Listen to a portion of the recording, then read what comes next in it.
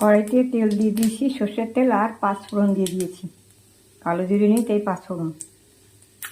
এবারে আলু সেদ্ধ আর উচ্ছে, করলা সেদ্ধ, ভেন্ডি সেদ্ধ, উচ্ছে সেদ্ধ, আলু সেদ্ধ, ভেন্ডি সেদ্ধ, লঙ্কার গুঁড়ো, নুন, চিনি, ধনের গুঁড়ো, জিরে গুঁড়ো, হলুদ।